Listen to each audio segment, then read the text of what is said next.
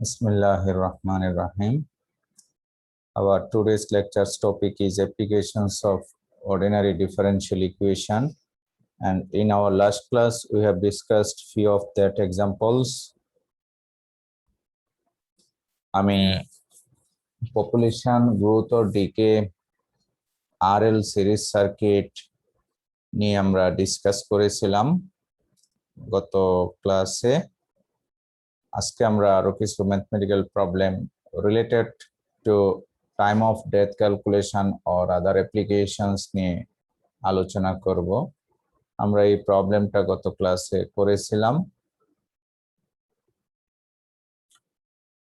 RL series circuit এটাও আলোচনা করেছিলাম।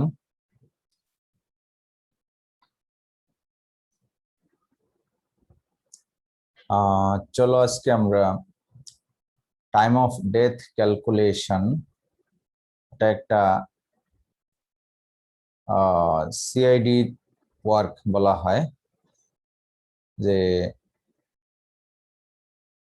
তোমরা কোন ডাক্তারদের ফরেনসিক ল্যাবে, হ্যাঁ ফরেনসিক ল্যাবে একটা সফটওয়্যার ইউজ করা হয়, আর সেই সফটওয়্যারের কোডিংটা ডিফারেন্সিয়াল ইকুয়েশন মেনে করা হয়েছে। হ্যাঁ, আমরা সেই সফটওয়্যারের ব্যাকগ্রাউন্ডে যে ডিফারেন্সিয়াল ইকুয়েশনটা আছে সেই সলিউশন প্যাটার্নটাই আমরা এখানে উল্লেখ করব, দেখাবো। আচ্ছা, তোমরা হামিম বিন মান্নান কি শুনতে পাচ্ছ?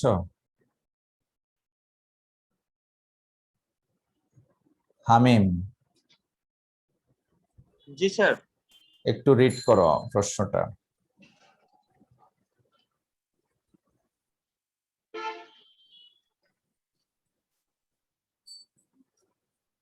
Suppose that a corpse dead body was discovered in a motel room at midnight and its temperature was 80 degree Fahrenheit.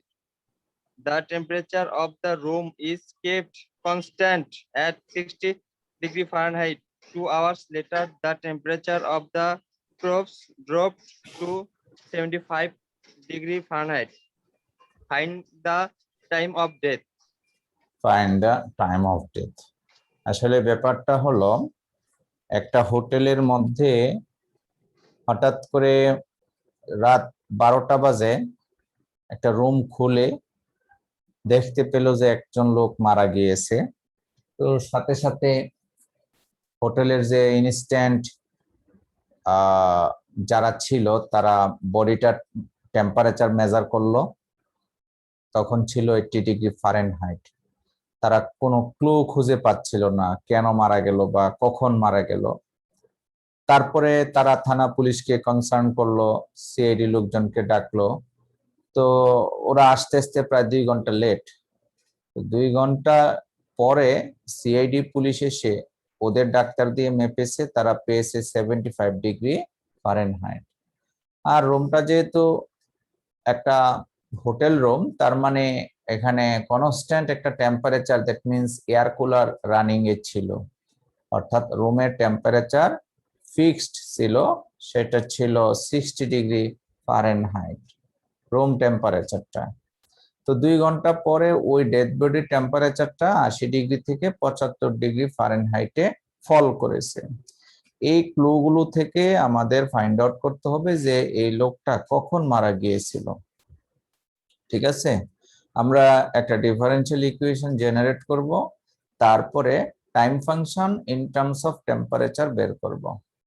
Time function in terms of temperature. তো time function in terms of temperature, এটা হলো suppose T is a function of capital T. তোমরা যদি ইয়েতে দেখো, বোর্ডে হয়তো বা দেখতে পাচ্ছ না। তো এই ছিল আমাদের মোটামুটি প্রশ্নটা, যে time function is a function of temperature. এটা বের করার পরে আমরা আরেকটা অ্যাসিউমিং করতে হবে, ধরতে হবে যে লোকটা যেহেতু হোটেলে গিয়েছিল, that means he was not a sick person, সে একজন অসুস্থ ব্যক্তি ছিল না, এটা কনসিডার করা হবে। তখন সে সুস্থ।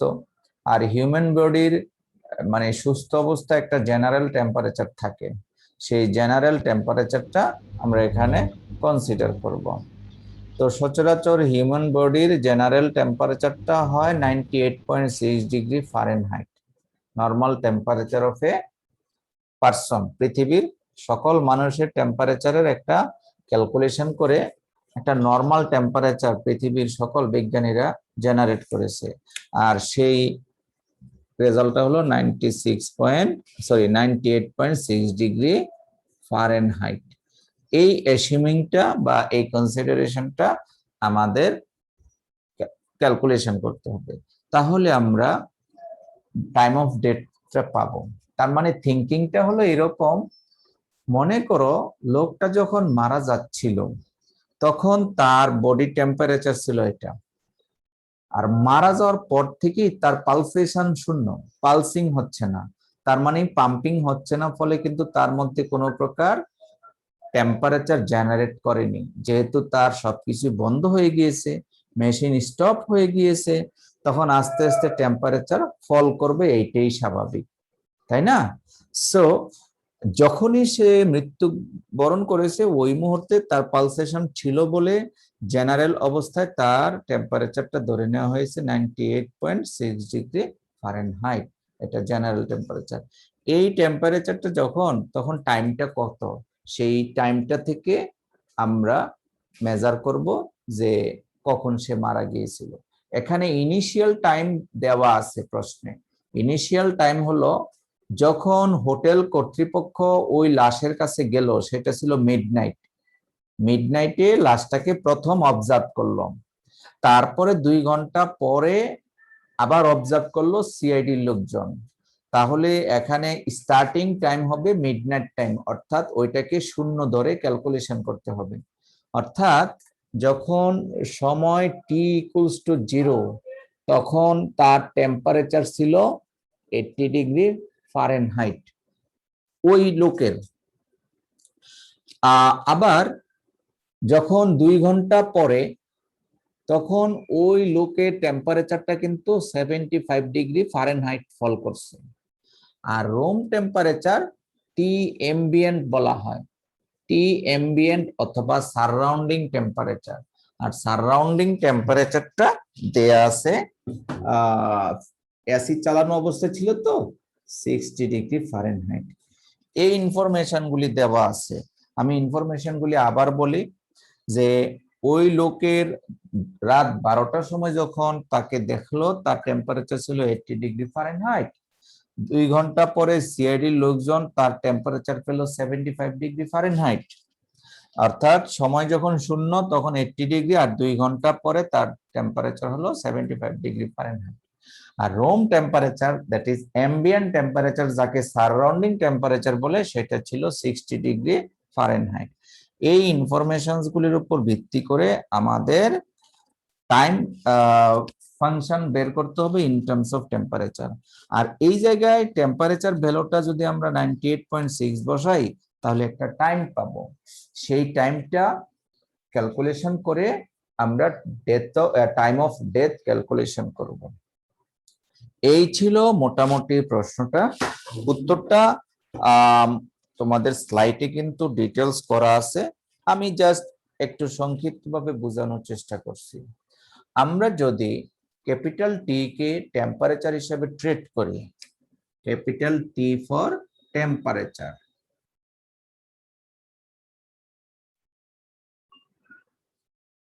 আর স্মল টি ফর টাইম। এবার নিউটনস ল অফ কুলিং একটা আছে, তোমরা ইন্টারমিডিয়েট ফিজিক্সে পড়েছো, থার্মোডাইনামিক্সেও পড়ানো হয়, বা অনার্স ফিজিক্স যদি পড়ে থাকো সেখানেও ছিল।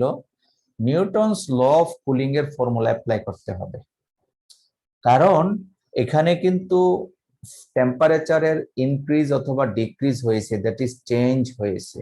সেই জন্য আমাদের নিউটনস ল অফ কুলিংটা হলো the rate of change of temperature, the rate of change of temperature with respect to time, অর্থাৎ ddt of capital T is proportional to the difference between body temperature and ambient temperature. এটা হলো Newton's law of cooling. আমি ফর্মুলাটা আবার বলি। The rate of change of temperature with respect to time is proportional to the difference between difference, এটা minus চিহ্ন দিলেও হবে, ডিফারেন্স চিহ্ন দিলেও হবে, মূল চিহ্নটা এই টাইপের, difference between body temperature, difference ambient temperature, body temperature, difference ambient temperature। এখন প্র্যাকটিক্যালি যে টেম্পারেচারটা বড় হবে সেটা আগে দিব। যেহেতু বডি টেম্পারেচারটা আমাদের প্রশ্নে প্রথম ছিল 80 ডিগ্রি, স্যার আর অ্যাম্বিয়েন্ট টেম্পারেচার কি? অ্যাম্বিয়েন্ট টেম্পারেচার হলো রুম টেম্পারেচার, সারাউন্ডিং টেম্পারেচার, যা প্রশ্নে দেওয়া ছিল 60 ডিগ্রি ফারেনহাইট। ঠিক আছে, এটাকে সারাউন্ডিং টেম্পারেচার অথবা রুম টেম্পারেচার বা অ্যাম্বিয়েন্ট টেম্পারেচার বলা হয়। তা এটা থেকেই কিন্তু আমরা ডিফারেন্সিয়াল ইকুয়েশনটা প্রডিউস করতে পারি। D capital T by D small T is equal to proportional sign কে অমিট করে আমরা প্রপোর্শনালিটি কনস্ট্যান্ট ইউজ করব, টি মাইনাস টি অ্যাম্বিয়েন্ট। এখানে এই দুইটার যে কোনো একটার আগে মাইনাস দিতে হবে, বড়টা প্লাস থাকবে, ছোটটা মাইনাস। আমরা জানি বডি টেম্পারেচারটা বেশি ছিল আর এম্বিয়েন্ট টেম্পারেচারটা ছোট, একটা 80 একটা 60, সেই জন্য 80টা আগে দিব, এম্বিয়েন্টটা পরে দিব। তো মূলত এই হলো আমাদের ডিফারেন্সিয়াল ইকুয়েশন। এখন আমরা চলো এই এম্বিয়েন্ট টেম্পারেচার ভ্যালুটা বসিয়ে দেই। এই প্রশ্নের এই মানটা দেওয়া আছে কত, যে D capital T by D small T is equals to K into capital T minus 60 degree Fahrenheit. সেগুলি না লিখে শুধু নিউমারিক ডিজিটটা আমরা এখানে কনসিডার করলাম। এই ডিফারেন্সিয়াল ইকুয়েশনটা এখন আমাদের সলভ করতে হবে। সলভ করে স্মল টি এর মান বের করব। এখানে উল্টা ক্যালকুলেশন করতে হবে, নট ক্যাপিটাল টি, কারণ আমাদের টাইম ফাংশন বের করতে হবে। প্রশ্নে বলা আছে find the time of death, সেজন্য ক্যালকুলেশন করে স্মল টি এর মান বের করব। আচ্ছা, আমরা এই ডিফারেন্সিয়াল ইকুয়েশনটা কিভাবে করতে পারি, কারো আইডিয়া আছে? জি স্যার। কিভাবে স্যার বলো? এটা স্যার আমরা ওই যে আপনার ফার্স্ট অর্ডার ডিফারেন্সিয়াল ইকুয়েশন যে আইএফআই করে করতে পারি। হ্যাঁ, তাছাড়া সেকেন্ড অর্ডার হায়ার অর্ডারের মেথডেও কিন্তু আমরা করতে পারি। জি স্যার। হায়ার অর্ডারে করলে খুব তাড়াতাড়ি হবে, ঠিক না? আইসিআইপি ধরে করলে, অর্থাৎ এটাকে আমরা এইভাবে লিখতে পারি না, দেখো, কি D capital T by D small T minus K capital T is equals to minus 60 K, দেখা যাবে না? জি স্যার। এটা কেন করেছি, তুমি যদি ফার্স্ট অর্ডার লিনিয়ার দিয়ে করো তাও এইভাবে করতে হবে, আর তুমি যদি ভেরিয়েবল সেপারেশন করো তাহলে এটা নিচে নামাবা, এই ডি স্মল টিটা উপরে তুলবা। তিন ভাবে অঙ্কটা করা যাবে। একটি হলো ভেরিয়েবল সেপারেশন, আরেকটি হলো ফার্স্ট অর্ডার লিনিয়ার, আরেকটি হলো হায়ার অর্ডারের method.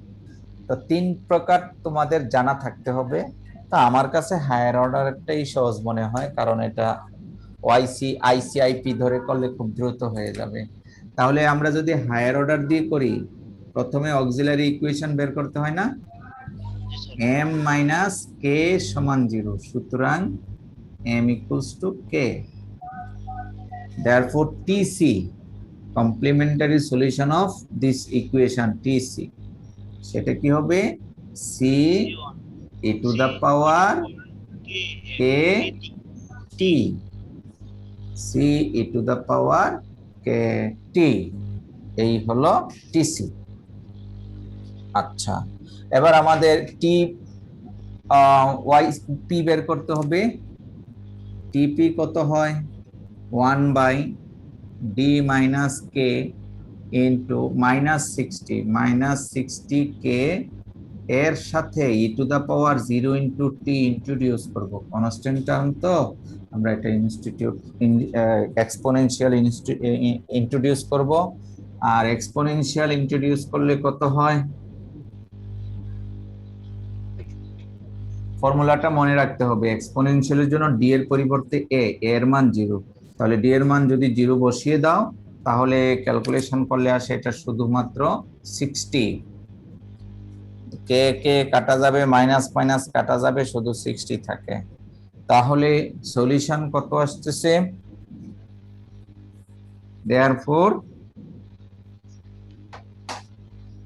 therefore t is equals to what? t equals to c e to the power kt plus 60। এই হলো সলিউশন। বাট আমরা বলেছিলাম স্মল টি এর মান বের করতে হবে। সো এখান থেকে আমরা একটু ঘুরিয়ে দিলে স্মল টি এর মান পেয়ে যাব। কিভাবে দেখো, যে C e to the power K T is equals to T minus 60 পক্ষান্তর করে দিলাম। তারপরে e to the power K T is equals to, এই সিটা পক্ষান্তর করলে 1/c টি মাইনাস 60। ওকে, তারপরে আমরা এইটাকে K T is equals to, উভয় পার্শ্বে লন নিতে হবে, ln of C by T minus টি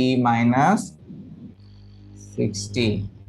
সুতরাং small T is equals to 1/k ln of t minus 60/c। Modulus চিহ্নটা দিলে মোর অ্যাকুরেট হবে। আমরা এইভাবে স্মল টি এর মান বের করলাম। মনে করো this is equation number 1। Small T is equals to 1/k ln of capital T minus 60/c। এটা হলো temperature function in term, sorry time function in terms of temperature. এখন আমাদের যে কন্ডিশনস গুলি আসছে সেই কন্ডিশনস গুলি ক্রমান্বয়ে অ্যাপ্লাই করতে হবে। চলো আমরা কন্ডিশনস গুলি দেখে আসি।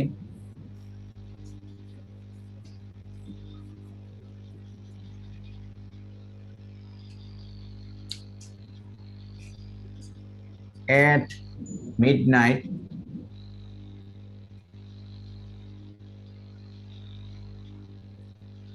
let T equals to 0 and temperature was 80 degree Fahrenheit. And after 2 hours, T equals to 2, temperature ছিল 75 ডিগ্রি ফারেনহাইট। এই দুটি শর্ত আমাদের এখন অ্যাপ্লাই করতে হবে এই 1 নাম্বার সমীকরণে, ঠিক আছে? আর যখন শর্ত অ্যাপ্লাই করব ডিগ্রি ফারেনহাইটটা লেখার দরকার নাই, কারণ এখানে শুধুমাত্র আমরা মূল ডিজিটটা ক্যালকুলেশন করব। তাহলে কন্ডিশনটা কি, যে when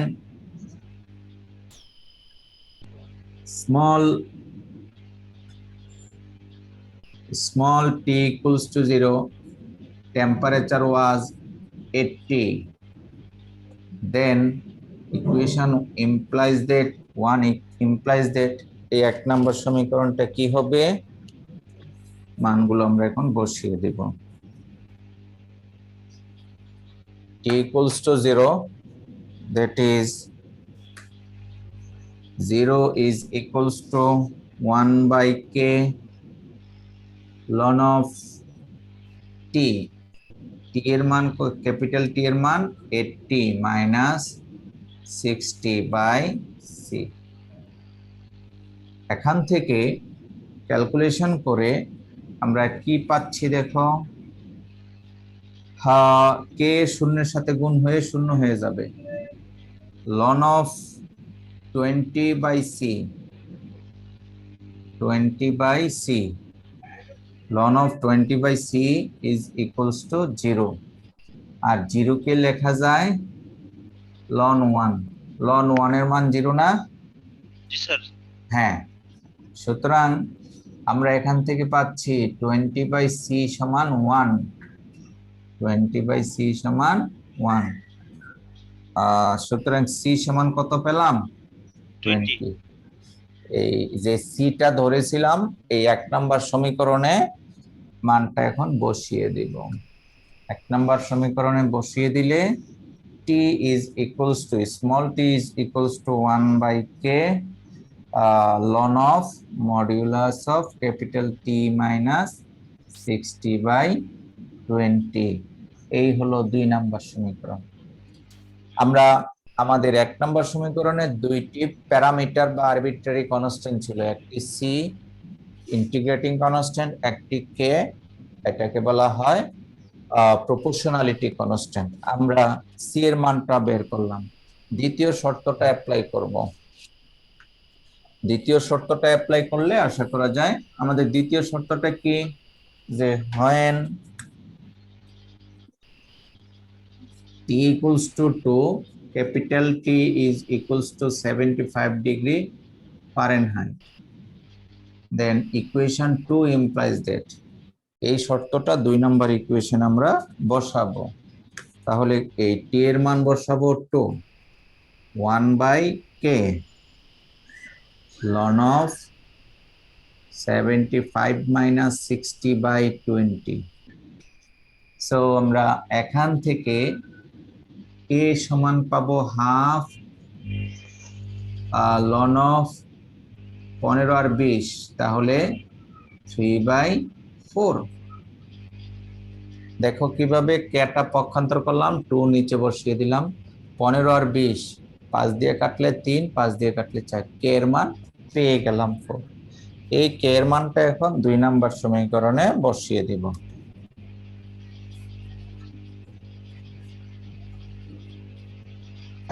So equation 2 implies that small t of capital T অর্থাৎ টাইম অফ টেম্পারেচার, টেম্পারেচার এটা আছে অলওয়েজ যেহেতু ডান পাশে ক্যাপিটাল টি। এখন 1 বাই কে, 1 বাই কে, কে এর মান আমরা বসিয়েছি 1/2 ln of 3/4, তারপরে আছে ln of modulus of t minus 60 by 20। এই যে 3 নম্বর সমীকরণ, এটাকে বলা হয় time function in terms of temperature. এখন আমরা একটা হিউম্যান বডির নর্মাল টেম্পারেচার বলেছিলাম 98.6, সেই শর্তটা অ্যাপ্লাই করব, অর্থাৎ ক্যাপিটাল টি এর মান 98.6 আমরা বসিয়ে দিব। তাহলে টি এর মান কত আসে আমরা দেখব।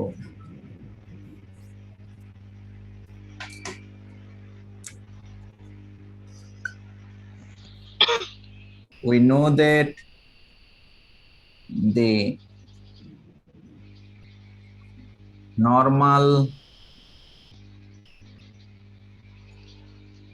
temperature of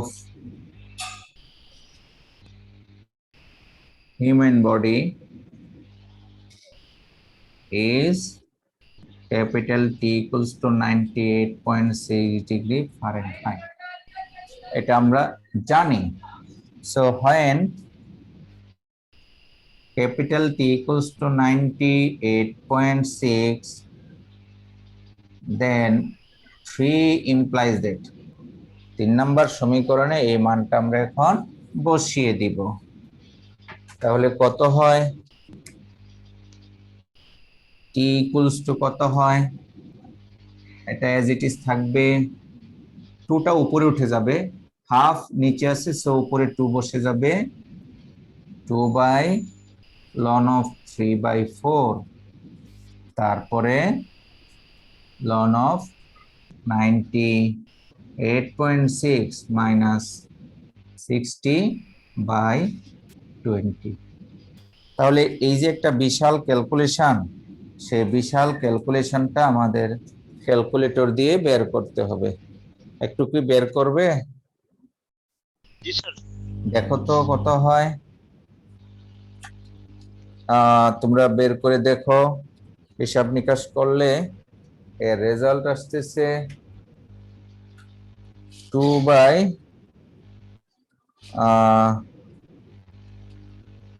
ln 3/4,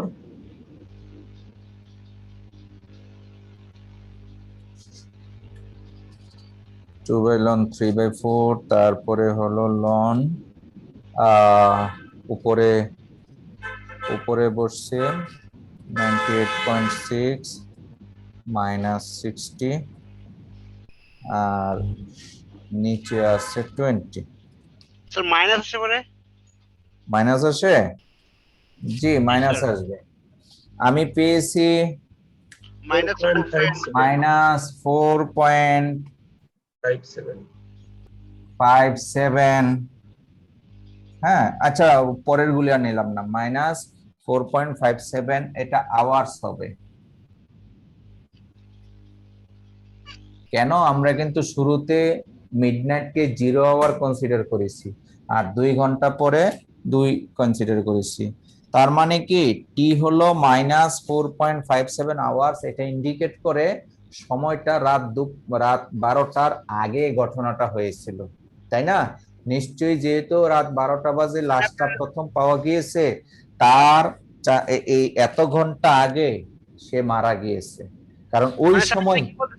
স্যার আপনি কি বলতেছেন যে টি ইকুয়াল টু 0, যে 0 টাইমটার 4 ঘন্টা আগে সে মারা গেছে নাকি হ্যাঁ, স্যার? মানে টি ইকুয়ালস টু 0 বলতে মিডনাইট কে বোঝানো হয়েছে, রাত 12টাকে মিডনাইট ধরে আমরা ক্যালকুলেশন করেছি।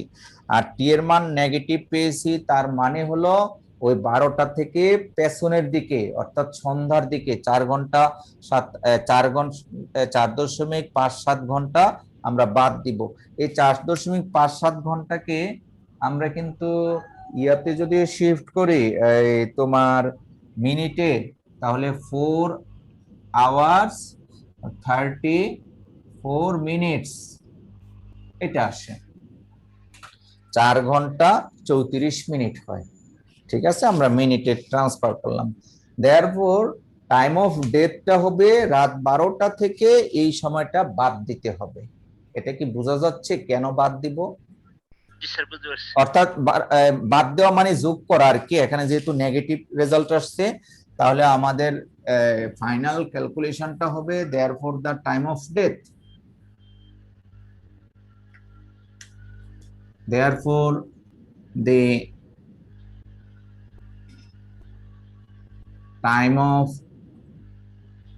death 12 hours, অর্থাৎ এটাকে আমরা দুপুর রাত 12টা ধরেছি, আর আমরা টি এর মান পেয়েছি একটা নেগেটিভ ভ্যালু। এই 12 আওয়ার্স থেকে 4 আওয়ার্স 34 মিনিটস বাদ দিতে হবে। তাহলে কত হয়? 34 মিনিট বাদ দিলে 34-এর সাথে 26 মিনিট আসে, অর্থাৎ 7 আওয়ার্স 26 মিনিটস হয়।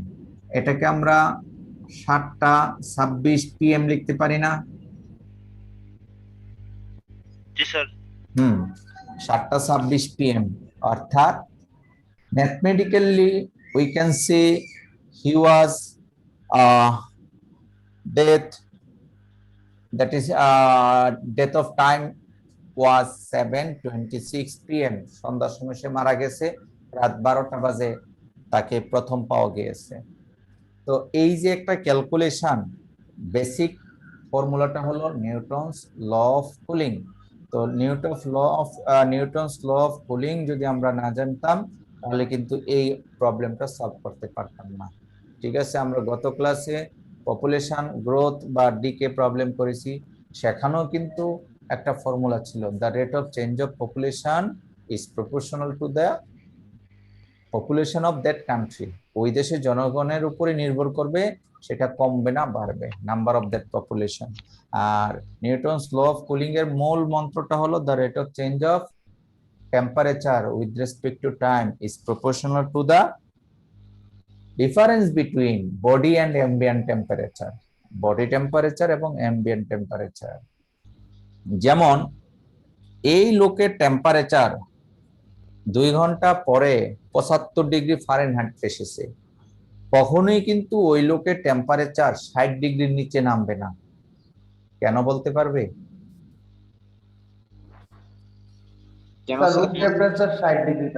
Exactly right, exactly right. যেহেতু রুম টেম্পারেচার ছিল 60 ডিগ্রি, তার মানে ওই লোকের টেম্পারেচার পচে গলে গেলেও 60 ডিগ্রির মধ্যেই থাকতো, রুম টেম্পারেচারের নিচে নামবে না, সেটা আমাদের একটা লজিক, সেটা মাথায় রাখতে হবে। স্যার এই টাইপের অঙ্কগুলো কি সবসময় ফারেনহাইট দিয়েই আসবে নাকি হ্যাঁ, সেলসিয়াস দিয়ে ফারেনহাইট আসবে? দিয়ে আসবে। আসলে ফারেনহাইট বা সেলসিয়াস ম্যাটার না, ম্যাটার হলো আমাদের ক্যালকুলেশন প্রসিডিংসটা আমরা পারি কিনা, ঠিক আছে।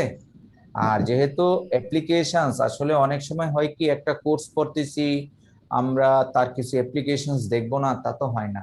সেই জন্যই কিন্তু কিছু অ্যাপ্লিকেশনস এখন দেখাচ্ছি, যেগুলি অর্ডিনারি ডিফারেনশিয়াল ইকুয়েশনের, আর শেষের দিকে আমরা প্রায় আরো কিছুদিন পরে পার্শিয়াল ডিফারেনশিয়াল ইকুয়েশনের কিছু অ্যাপ্লিকেশন দেখাবো related to the electrical engineering directly.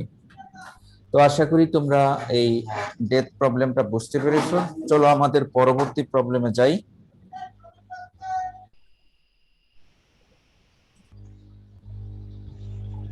Sir এই ম্যাথটা খুবই সুন্দর আবার। আচ্ছা, আমরা রেজাল্ট ঠিক এটাই পেয়েছি। পরের যে প্রবলেমটা, এই প্রবলেমটা হলো এলআর সিরিজ সার্কিটের প্রবলেম। তবে সার্কিটের যে পাওয়ার, সেই পাওয়ারটা সাইনোসয়েডাল ফাংশন দেওয়া আছে, সাইন ফাংশন দেওয়া আছে। প্রশ্নটা দেখো যে solve the equation L di by dt plus Ri is equals to E naught sin omega t। এখানে L, R এবং E naught হলো constant, and discuss the case when t increases indefinitely। অর্থাৎ t যদি অনেক বড় হয় তাহলে কারেন্টের ক্যালকুলেশনটা কেমন হবে সেটা ডিসকাস করো। আমি আরো একটা প্রশ্ন ইন্ট্রোডিউস করেছি এখানে। প্রশ্নটা এই টাইপের যে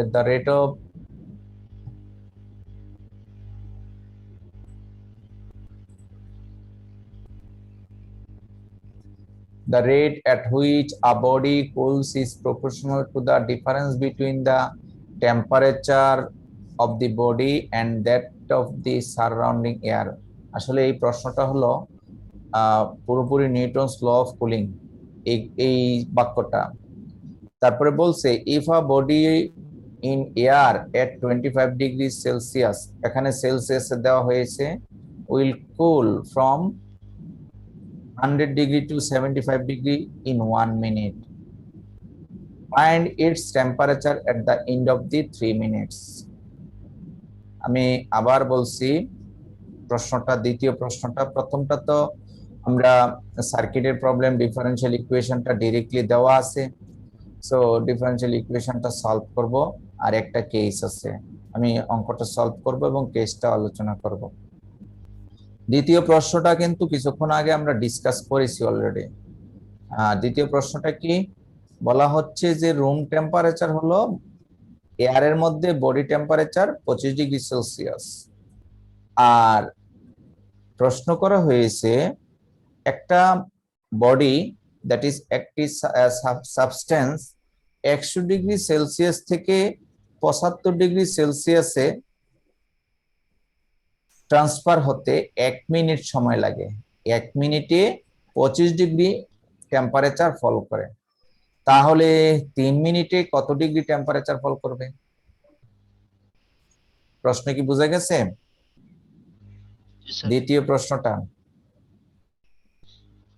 দ্বিতীয় প্রশ্নটা হলো 1 মিনিটে, অর্থাৎ একটা বডি 100 ডিগ্রি সেলসিয়াস থেকে 75 ডিগ্রি সেলসিয়াস টেম্পারেচারে ট্রান্সফার হয়, তাহলে 3 মিনিটে কত ডিগ্রি হবে?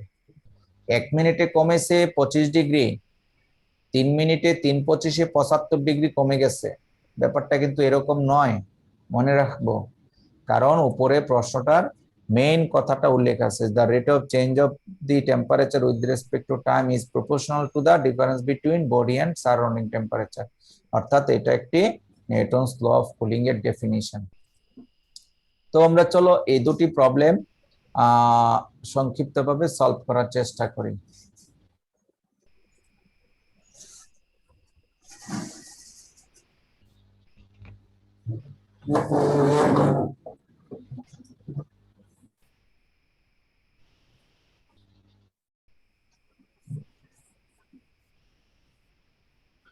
আমরা আগামী ক্লাস থেকে পার্শিয়াল ডিফারেনশিয়াল ইকুয়েশন পড়াবো।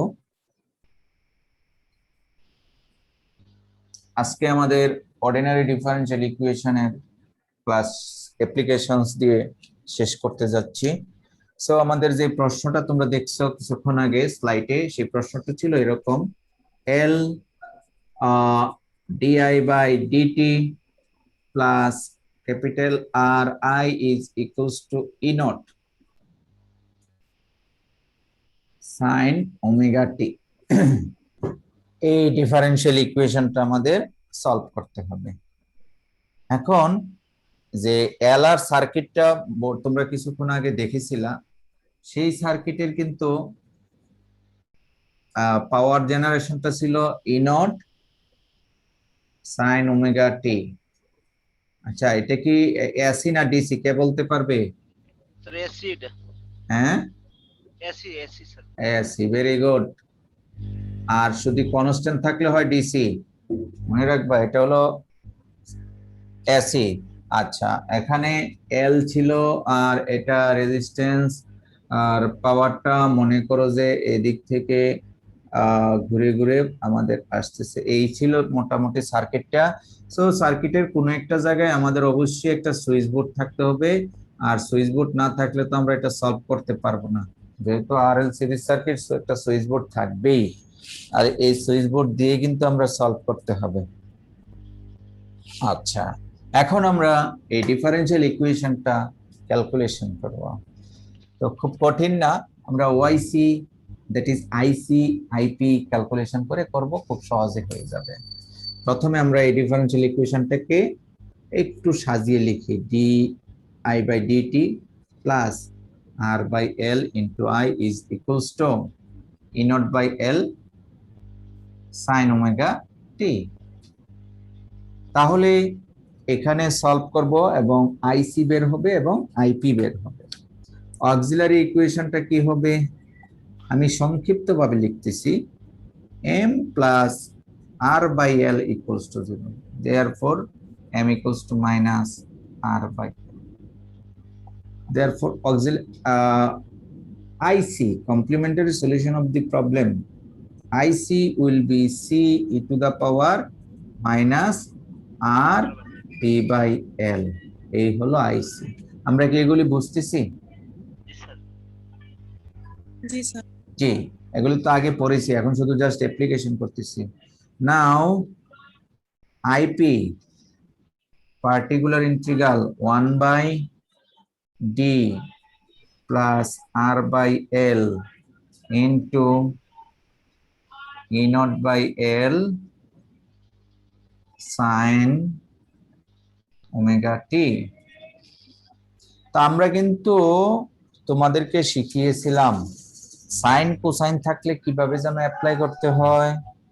Sir D square equal to minus square. হ্যাঁ, very good, there is no D square. So ঠিক আছে, এখন আমাদের ডি স্কয়ার টার্ম প্রডিউস করতে হবে। ঠিক আছে, জায়গা নাই তাই আমি ডান দিক দিয়ে লিখতেছি, অর্থাৎ D minus R by L, তাহলে এটা হবে D square minus R square by L square into E not by L sine omega T. আমাদের এই সাইন ওমেগা টি এর জন্য এই কাজটা করা লাগছে, ডি স্কয়ার তৈরি করার জন্য।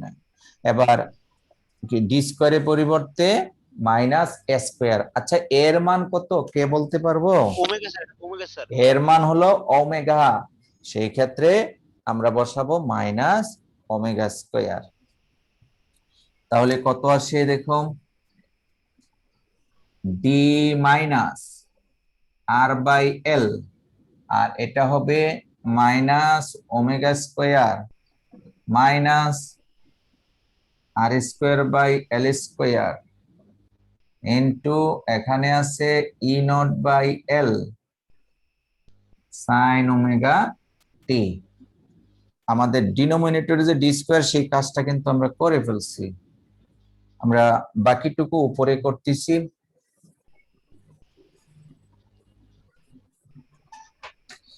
এটা একটু লসাগু করা যায়, এটা যদি লসাগু করি আমরা তাহলে এই ই নট বাই এলটাও নিয়ে আসলাম, ই নট বাই এল, আর লসাগু করলে একটা মাইনাস আসে, মাইনাসটা সবার আগে দিয়ে দিলাম।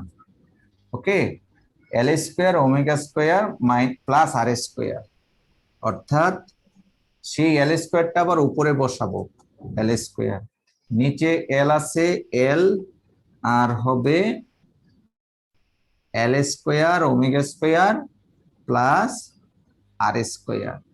এই যত রকমের কনস্ট্যান্টস আছে সেই কনস্ট্যান্টস গুলিকে আগে লিখলাম, তারপরে D minus R by L into sine omega T.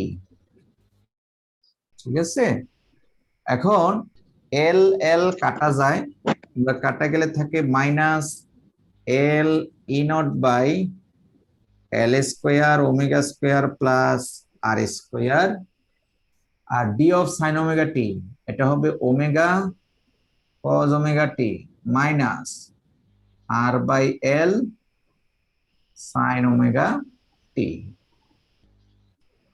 এই ছিল আমাদের আইপি।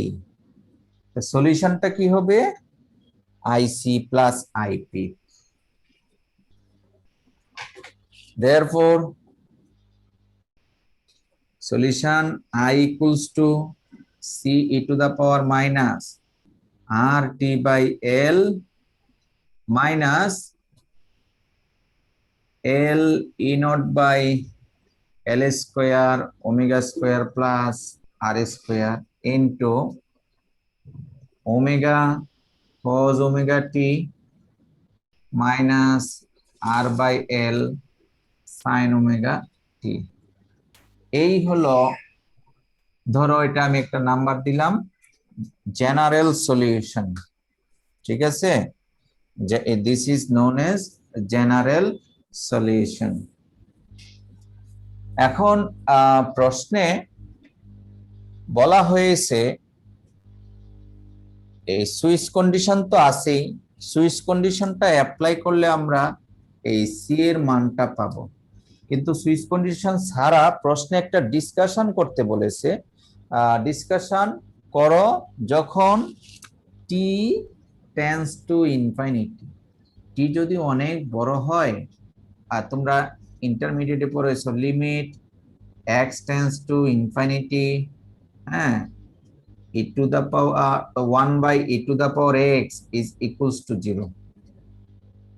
ইন্টারমিডিয়েটের একটা ফর্মুলা এটা, limit x tends to infinity 1 by e to the power x is equals to 0। অর্থাৎ নিচে যখন অনেক বড় সংখ্যা হয় 1 by লার্জার সংখ্যা, এটা রেজাল্ট 0 হয়ে যায়। এই কনসেপ্টটা আমাদের অ্যাপ্লাই করতে হবে। এখন আমরা প্রশ্ন অনুযায়ী কেস স্টাডি করব যে টি যদি ইনফিনিটি হয় তাহলে কি দাঁড়াচ্ছে। আসলে এই টার্মটা আমাদের 0 হয়ে যাবে, আর সি এর মান বের করার দরকার নাই, কারণ ইনফিনিটি অ্যানালাইসিস করতে বলেছে এই টার্মটার উপরে।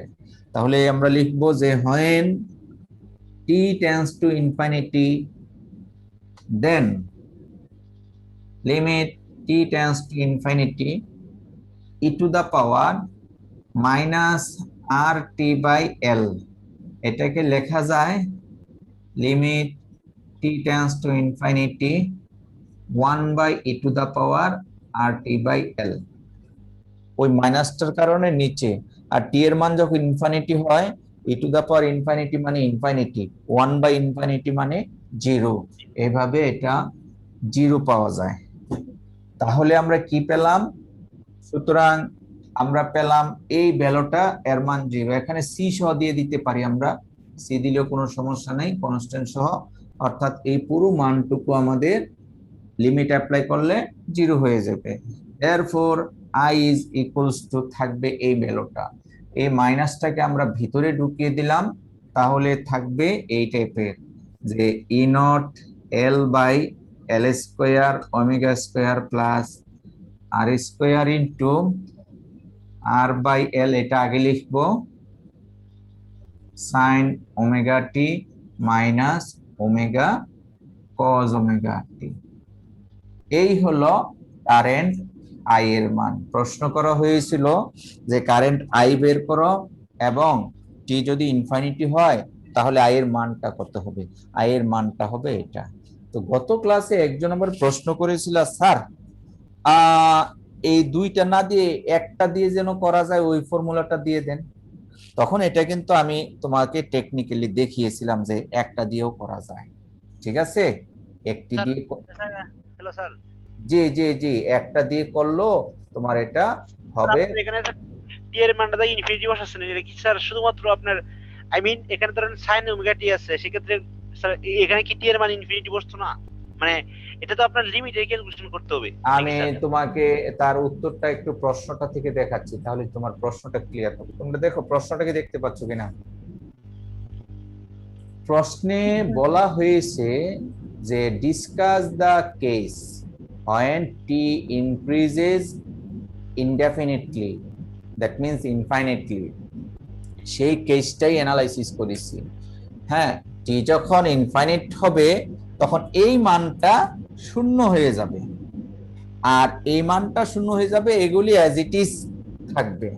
শুধু এই অংশটুকুর বেলায় আমাদের রেজাল্ট পাবো না, আমরা এই রেজাল্টটা জিরো হয়ে যাবে, এই জিনিসটা জানতে চেয়েছে। দ্যাট মিনস আমরা যদি তোমাকে গ্রাফিক্যালি যদি দেখাই তাহলে বোঝাতে পারবো আমরা যে আমাদের কারেন্ট ফ্লোটা হয় এই টাইপের, হঠাৎ করে যাওয়ার পরে এইভাবে এক্সটেন্ড করতে থাকে। তো টি এর মান যখন পর্যায়ক্রমে ইনক্রিজ হতে থাকে তাহলে কনস্ট্যান্ট ফ্লো আসতেছে, অর্থাৎ শুধু সাইনোসয়েডাল রেজাল্টটা থাকবে। এই যে প্রথম দিকের যে এক্সপোনেনশিয়াল, এই এক্সপোনেনশিয়ালটা তখন থাকবে না, ঠিক আছে? প্রথম যে হঠাৎ করে বেড়ে যাচ্ছে, দ্যাট ইজ এক্সপোনেনশিয়ালি গ্রো, এটা আর থাকবে না। আমার মনে হয় তোমরা শেয়ারটা দেখো নাই। এই হলো ঘটনাটা, যে টি যখন ইনফিনিটি হয় তখন হঠাৎ করে বেড়ে যায়, ইনফিনিটি হলে এটা কনস্ট্যান্টলি বাড়তে থাকবে, কোনো প্রকার চেঞ্জ হবে না। আমাদের ডিসি হোক এসি হোক, আমরা যখন জেনারেশন করি, পাওয়ার জেনারেশন, শুরুতে কিন্তু আমরা দেখি যে স্যার মেশিনটা, আমার কোশ্চেন ছিল এরকম স্যার, আপনার এখানে টি তো আপনার এই ইকুয়েশনটার মধ্যে কি টিটা সব জায়গায় বসাতে হবে না স্যার? মানে আপনার এখানে সাইন ওমেগা টি আছে, কস ওমেগা টি আছে, সেক্ষেত্রে এই জিম থেকে আপনার টি ইকুয়াল টু ইনফিনিটি বসতো না? না না না না না না না না না, ওইটা না। এখানে প্রশ্নটাই বলা হয়েছে যে যদি ইনফিনিটি হয় তাহলে এই সমীকরণটার রেজাল্টটা কেমন হবে। তুমি যদি এখানে দেখো টি যদি ইনফিনিটি হয়, এইটা কিন্তু আমি অ্যানালাইসিস করেছি তোমার গ্রাফ থেকে। আমাদের এই এক্সপোনেনশিয়াল সলিউশনটা হলো এই অল্প সলিউশনটা, ঠিক আছে? এই অংশটুকু শূন্য হয়ে যাবে, এক্সপোনেনশিয়ালের রেজাল্ট যেমনটা আমি এখানে দেখালাম। আর sine cosine as it is থাকবে।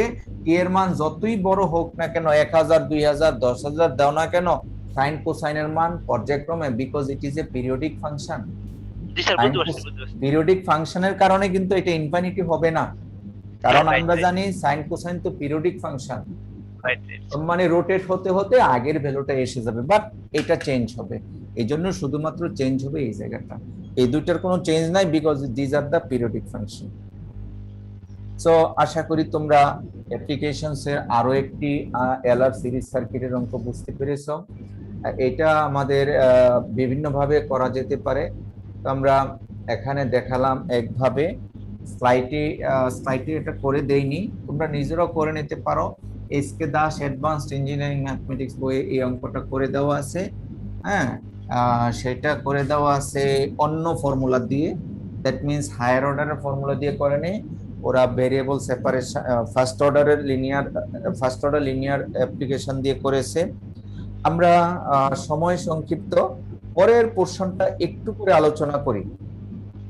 প্রশ্নটা ছিল যে একটা বডি 1 মিনিটে, অর্থাৎ টি যখন 0, ওই বডির টেম্পারেচারটা ছিল 100 ডিগ্রি সেলসিয়াস, আর টি যখন 1, ওই বডিটার টেম্পারেচার হয়েছে 75 ডিগ্রি সেলসিয়াস, আর সারাউন্ডিং টেম্পারেচার টি এম্বিয়েন্ট ছিল 25 degree temperature, 25 degree Celsius.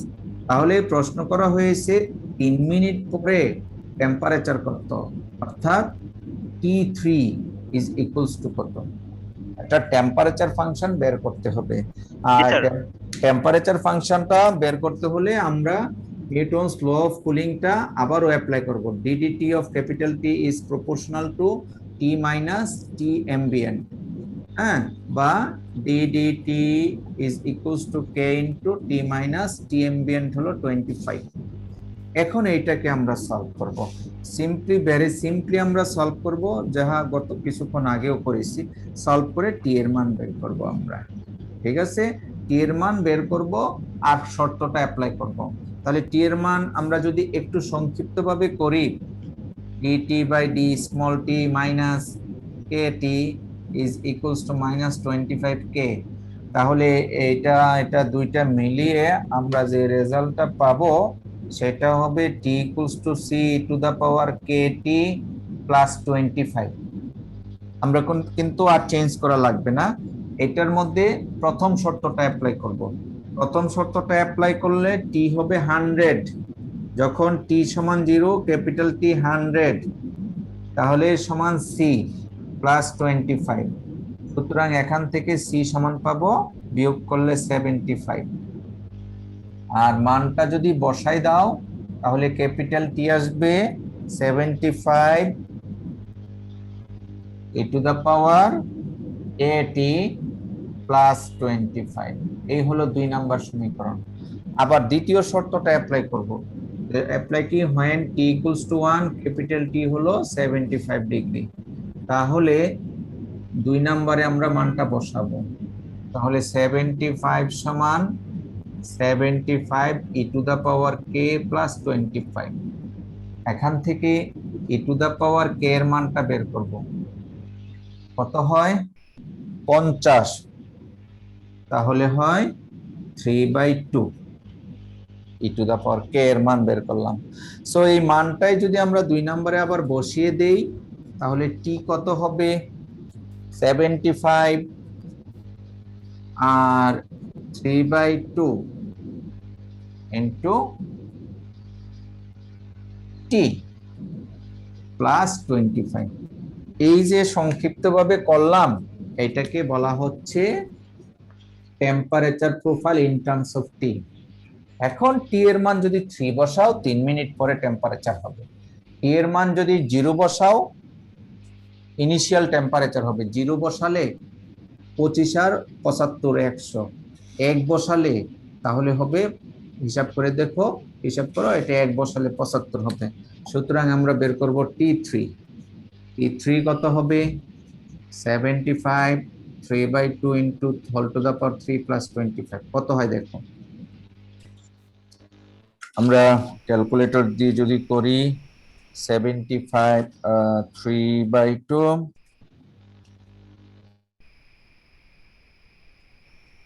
Whole to the power 3 plus 25 কত পেলাম?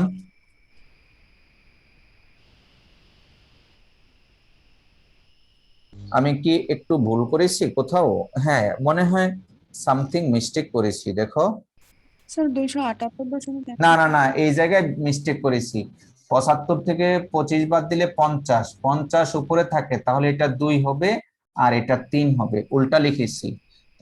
এটা উল্টা লেখাতে আমাদের রেজাল্টটা বড় হয়ে গেছে, আসলে বড় হওয়ার সুযোগ নাই। আমরা আবারও অঙ্কটা করি। এটা উপরের 3 একটু চেঞ্জ করে নাও। কত এসেছে? 47.2 ডিগ্রি সেলসিয়াস। ক্লিয়ার?